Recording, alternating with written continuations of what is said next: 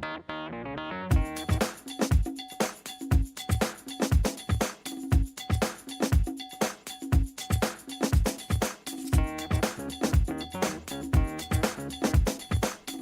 to the Northeast Kingdom Voice.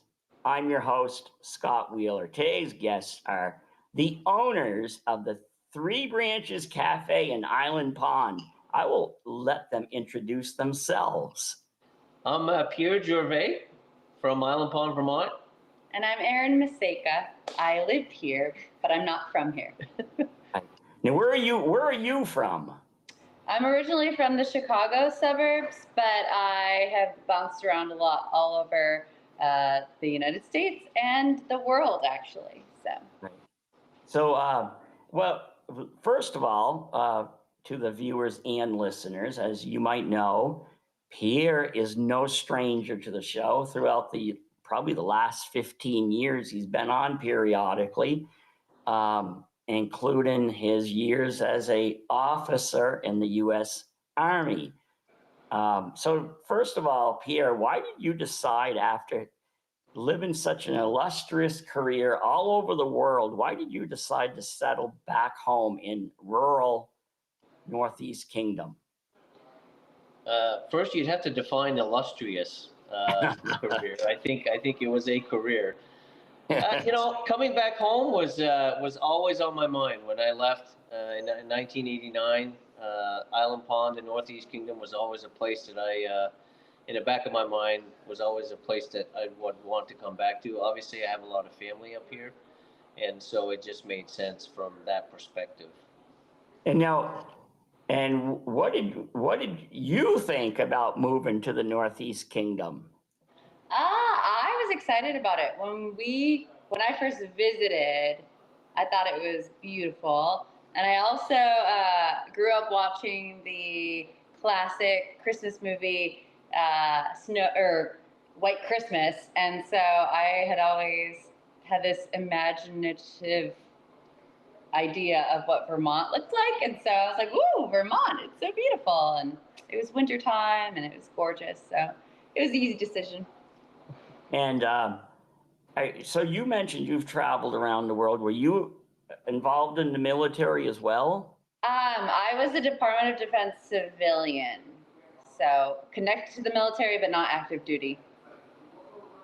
So you're a retired officer. So does that mean, Pierre, does that mean you don't have to work, or are you just choosing to work? It depends who you ask. What? Depends who you ask. If you ask her, I have to work. If you ask me, I've got a good retirement going. But this is, Scott, the reality is, retired, you want to keep doing something. You want to stay busy. You want to do things. This was certainly not something that I thought I'd be doing. But over time, I found that it's fun. It's a lot of fun. It's completely opposite of what I thought I'd be doing when I retired, and it's been a great little project that we've taken on, and we've had some really good feedback and some really good results thus far. So we're very hopeful for the next few years. So you're go ahead. Oh no. I was just going to piggyback off what Pierre said with him being retired. So his dream, like he already said, was to come back to Vermont, and my dream was always to start a cafe. And so, like he said, he didn't know what he wanted to do after he retired. And I think there's a lot of giving back to his community in this space, and we find a lot of joy in that. So even if he's making breakfast sandwiches when he was formerly leading brigade and things like that, it's a lot different, but we're doing something that's really, really important still. And it might not have been exactly what you think about doing, but it's still contributing to your ultimate dream, which was to come back to Island Pond and give back to your community. So. Yeah, and I think, Scott, you had mentioned our title, Three Branches, or the name of the business. Three Branches itself is about three branches of a community, and that's core values that both Erin and I, have really latched onto in our careers in the Department of Defense, whether it's as a civilian or military. And three branches of a community is about people, it's about fulfillment of needs, and it's about social interaction. And this hub, this business, is that ideal of bringing people together in a place where they can fulfill their needs, whether it's coffee, sandwiches, good conversation, discussions about whatever you want to have, and then the social interaction, which I think with modern technology and social media, there's too much on phones and too much on computers, whereas here, face-to-face conversation is great to have. Although that kind of, we're doing this over technology, Right. so it kind of counters that theory. But that's what Three Branches is all about. Technology's wonderful because I'm able to conduct these interviews from all over the world. I happen to be this time in Michigan, but then like about another month, I'll be conducting my interviews from the Philippines. Yep. So technology is great, but on the other hand, it's nice to get away from your phone too. So tell us a little bit about your cafe and bakery. Yeah, go ahead, Erin. So places that I've lived have had a very intense coffee culture. So we tried to recreate that here in Vermont, so in Island Pond. So we are using a lot of local products as much as we can and what's economical. Our coffee roaster is from East Burke. We're really trying to provide a beautiful coffee. We do espresso beverages, we do cold brews, we do all the different loose leaf teas, just these really high quality, experience-based drinks. And then our food, we make a lot of small breakfast items that are either quick order or you can sit down and enjoy our services, have a chat with us or our guests. And then our pastries are made daily. So I have a passion for baking as well. And so we make our pastries. I lead a team of bakers. Everything's made fresh every day. We really specialize in a number of things, but like our delicious cinnamon rolls, French pastries, scones, things like that. So everything is delicious. I would be tempted. I'm a recovering junk food junkie. When I say recovering, is I seldom buy it because if I buy it, it has to be eaten. But if somebody gives it to me, I tell people that doesn't provide, that there's no calories in the stuff that people give Correct. me. Mm-hmm. I would go to your place. I'm fine at going there, having a piece, but if I was living around it, I'd be eating the profits. Do either one of you have that problem? Yeah. Yeah, I do. I've got the proverbial tap on. Yeah, yes. I couldn't be around that great food all the time. I just, if I bought a restaurant, it wouldn't work out well. So you have other workers. Does your daughter work there as well? Yes, Part-time. she works part-time. My son works here part-time as well, and that's only for a limited time. My son's in university, and Gabrielle's got plans to go travel, and so they work for us. And then we also have 4 other bakers, part-time bakers that work for us, and we also have 2 front of house part-time workers that help us with the register and getting stuff to the customers, etc. So we've got a pretty big crew so far. I'm going to tell you, from an outsider looking into Island Pond, I don't make it out that way too often, especially now that I travel a lot, but it looks like Island Pond is doing a lot right. Do you think so, or is that just an illusion? No, I think we've turned it around quite a bit. Not we as our business, but we as a town in general have turned it around. COVID as it hit a lot of towns as expected, but since then we've really done a good job trying to get the right kind of events, outdoor activities that people can participate in, use the seasons, to the advantage so that we can take advantage of the beauty of the Northeast Kingdom, whether it's hiking, whether it's biking, canoeing, kayaking, snowmobiling, ATVing. I mean, there's a number of things that you can do, fishing, hunting, etc.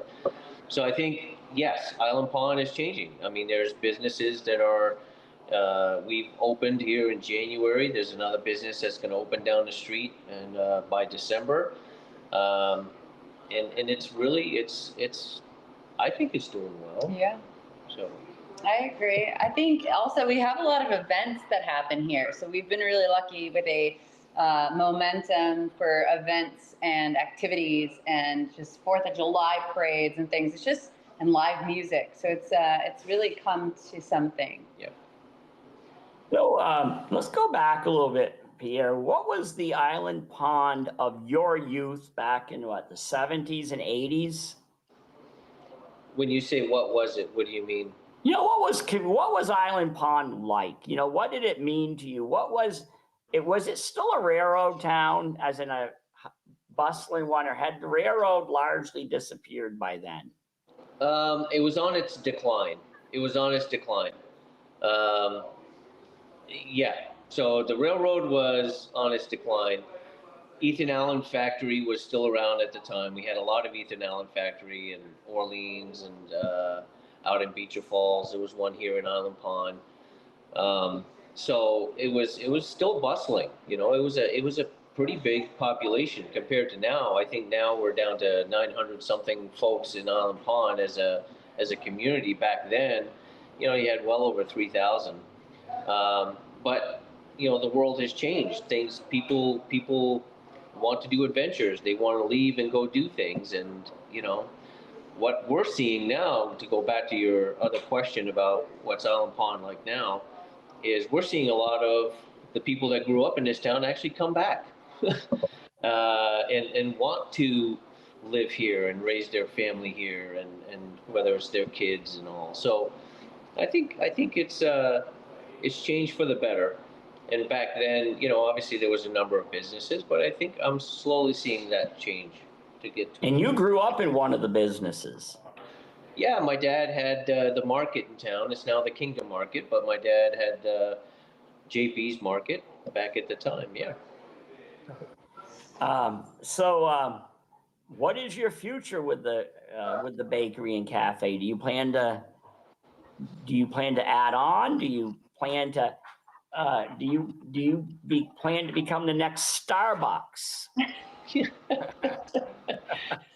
I don't think we want to be Starbucks. That gets away from, I think, what our goals are. However, we do, there's a lot of things that we do want to do. And I think we're trying to get there. We have to build staff. We have to get to a point where Pierre and I could be more strategic not in the day-to-day operations. However, our goal is to do daily fresh breads, get those on the shelves. Our goal is also to do evening things or leverage more. We have a liquor license, a first-class liquor license that we're not using or taking advantage of too much, other than mimosas and the occasional beer for breakfast. However, we do have that. So we want to either expand our hours so we can take advantage of that and allow people to drink if they want to and have more variety of food choices. Something we've really been considering is how do we make a bigger kitchen so that we can do bigger breakfasts. So right now, we don't have a grill, so we don't fry anything. And we'd like to get to a point where we could offer full meal breakfasts in town. So, because that's definitely needed here. So we've got a lot of things that we'd like to get to. I think in the long run, we'd love to have a couple of these places pop up as community hubs in small towns throughout Vermont. But that's like long-term planning for now. So where is it located? Is it in a historic building where people recognize? Yeah, the building itself is 1901 is when the building was erected, roughly. And it's gone through various business models, if you will, through the years and all. And I mean, you can kind of see in the background, if you look up on the ceiling there, those are original 1901 tin ceilings with the nice designs on them. We've really tried to maintain the historical perspective of the building, all the while bringing in some modernity, if that's the right word, to ensure customer satisfaction and experience with what today is. And like I said, so far, people who come in, they walk through the door, and it's a wow factor. To just, you come into Island Pond and you walk into here, and they're like, "Am I in New York City, or am I in Island Pond? Am I in Sydney, Australia, or am I in Island Pond?" So the effect that we wanted is actually what we've hoped for. And a lot of it is because of Erin and her idea of how to do a cafe and a bakery, and how to make it light and airy and comfortable. The whole feel of it was all because of Erin. So very happy on that. So what was in the building before you renovated it? This was a retail store. It was called a Home and Hearth. And it was a gift shop / retail place, both stories. And that's what it was. Which street is it located on? It's on Cross Street. Some people call it Main Street, but it is Cross Street. It's the one that goes right through the center of town where all of the businesses are at. So what are your hours, and what are your days of operation? We open 6 days a week. During the week, we open from 5:30 in the morning until 1 o'clock. That'll change after Labor Day. We're probably going to go back to a noon closure, but 5:30 to noon, Monday, Tuesday, Thursday, Friday. And then we go from 6 o'clock to 1 o'clock currently on Saturdays, and then 7 o'clock to 1 o'clock on Sundays. So we have our Wednesdays off, and that's gonna stay through the winter months. So if you went in, what do you serve for breakfast? If somebody went in there for breakfast? We have our pastry selection, of course, that's put out on the shelf, whether it's muffins, cinnamon rolls, various items of that ilk. And then we have what we call our quick breakfast menu, which is breakfast sandwiches, egg, sausage, egg, bacon on an English muffin, a croissant, a bagel, even sourdough breads, which are all fresh made here in-house. We also have healthier versions of the chia pudding. We have a yogurt and granola. We have a ricotta toast. And we also have an avocado toast that we do as part of our quick breakfast items. Do you have a lunch menu? We do not. No, we do not. We've thought about it a little bit, but right now we're going to focus primarily on the breakfast items. All right. Now, Pierre, you also have another role in town. I won't say you're the mayor, but you're a member of the town council. Yeah. I was elected back in March? No. April or May. Yeah, I'm on the select board. The town voted to go to a 5-member select board versus a 3.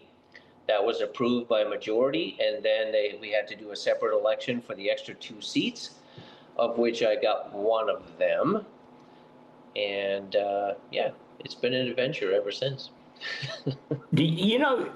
I told you when you were elected that I thought it was a good idea because you're a homeboy, yet on the other hand, you also have a vast knowledge of the workings of the world because you've traveled and you've lived elsewhere, and I suspect you're bringing home, well, both of you now are bringing different ideas to Essex County. Yeah. I think when I was elected to be on the select board, I went in on the platform of two things. One was communication, that I wanted to be a communication node for the people to the select board and vice versa, from the select board to the people, because I think it's vital.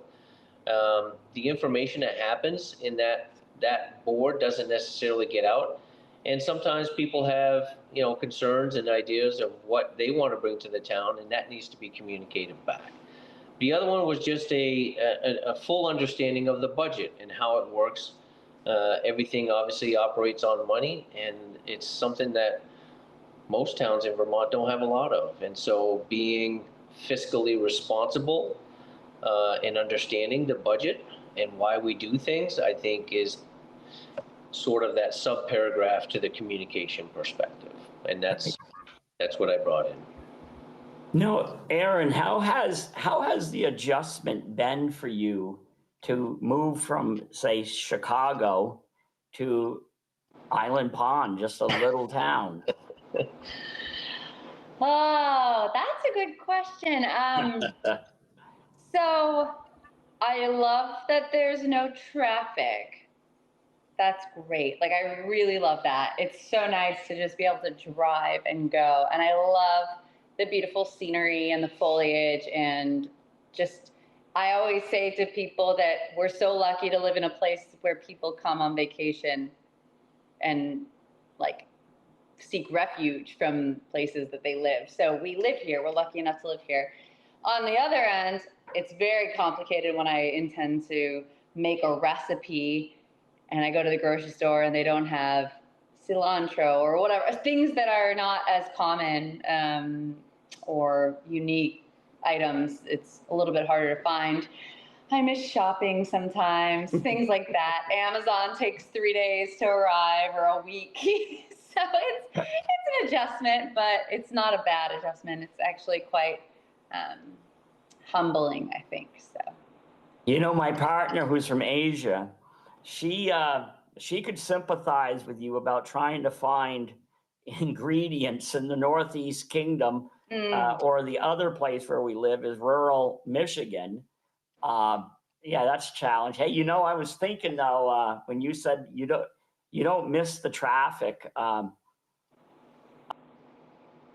We were in Chicago maybe 4 or 5 months ago, and I actually love Chicago, and most of it's very drivable, but for some reason we got into I think it took us, does an hour and 15 minutes, seems like an hour and 15 minutes to get me 9 miles, I think it was. We got in some kind of traffic jam, and I was yearning for the Northeast Kingdom.